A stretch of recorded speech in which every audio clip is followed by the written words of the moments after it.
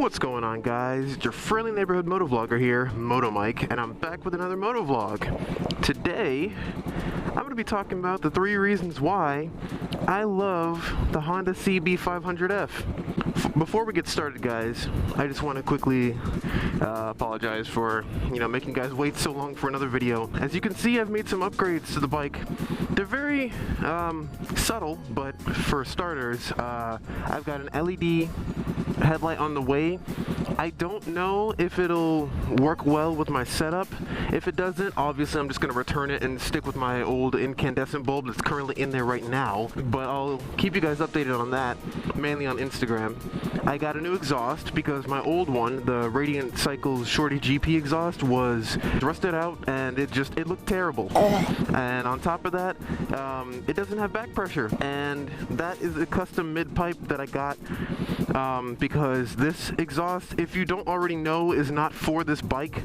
It doesn't fit to that pipe, so I had to get an adapter mid pipe, I guess you could call it, to make it fit. I also got a new taillight. I tinted my taillight, and I also got an LED one, and I installed a module inside of it that flashes the taillight whenever you hit the brakes, so it does that. And yeah, that's about it for upgrades. I also got a new rear tire, but let's see how this new M4 exhaust sounds. Okay, let's get moving.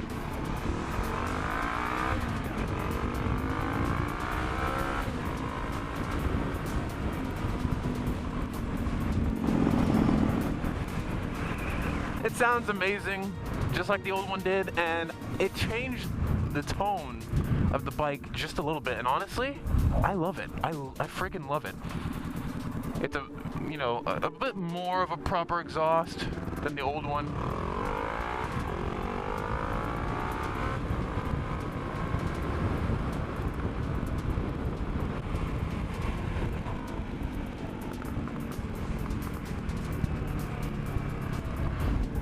The 3 reasons why I love the 2014 Honda CB500F. The first reason why I love this bike: the looks. The way this bike looks. Now granted, I've done a lot to it. It didn't come with this, it didn't come with these, so that's not going to factor into my reasoning for why I love the bike. It's not an ugly motorcycle, it's just not. It's got that striking one headlight, just a mono headlight. It's very angry looking. It's crazy to me to think that this bike weighs the same as the R6, and yet so nimble. It's so freaking nimble. But I'm getting off topic.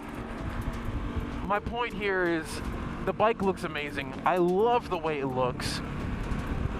It's a really good looking bike, to be honest. The looks of this bike are just, they're solid. It's a really solid looking bike. On to my second point. The power.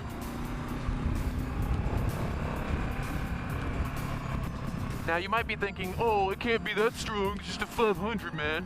On the contrary.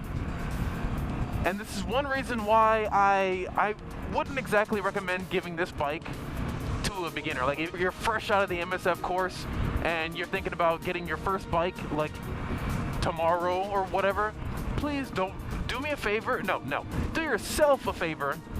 Do not get this bike. And that may sound weird, but hear me out. The amount of torque that this bike has down low will scare you. It kicks real hard in second gear if you're not ready, or better yet, let me put it this way: if you're not respecting of the bike's power, you're gonna get yourself into trouble. I'll tell you that right now. And that's not to scare you away from this bike if you're a beginner. If you feel like you can handle it, if you know you're going to respect this bike and its power, go right ahead. Get the bike,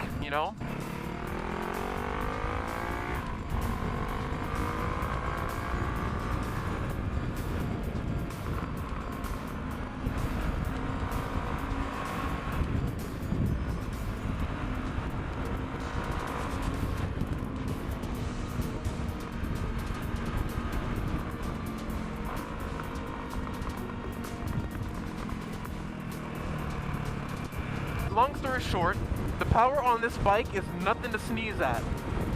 It will catch you off guard if you're not ready for it, if you don't know what you're doing, and especially if you're the type of rider to not respect a bike's power just because you think, oh, it's a tiny 500. What's the worst that could happen?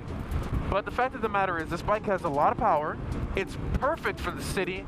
It's perfect for the highway. Believe me, I've been on the highway multiple times. I hated it because, you know, it's Florida, and I-95 isn't exactly motorcycle friendly.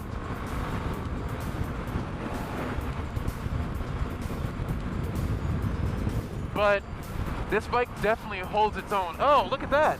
That guy was on a 500R. The third and final point in this video, the reliability of this motorcycle. Honda really knows how to make a good, sturdy, reliable motorcycle without you as the rider having to worry about issues popping up here and there for no reason. This bike will not let you down. It just does not die. Even if your battery is like at the lowest possible voltage, you can still push start this bike and it'll come roaring back to life. And you can literally just keep riding until you can get to somewhere to charge your battery. It just does not give up. And I don't know what Honda put in this bike, but they're doing something right. I'm telling you guys, Honda knows what they're doing. Why do you think Honda Civics last for so long? Even old Honda Civics, the Civic Si, the CRX, the CRVs, they're still on the street years later, decades later even. They're, you know, Honda just solid machines, man, solid machines. They are one of the best. Those are my reasons, guys. This motorcycle it's amazing on all fronts. This year will make 4 years that I've owned this bike. I've owned it, ridden it, worked on it myself, maintained it. It's still the absolute beast today that it was when I first got it. And I freaking love it. But yeah, so that's about it for this video. Let me know what you guys want to see in future videos. I love interacting with you guys in the comments. I love answering questions. I love giving advice wherever I can. So don't hesitate to ask any type of question you guys may have about me or the bike or anything like that. You know, ownership, stuff like that. And yeah, that's about it. You guys know what to do. Comment, like, subscribe, and I will see you guys in the next MotoMike MotoVlog. MotoMike out.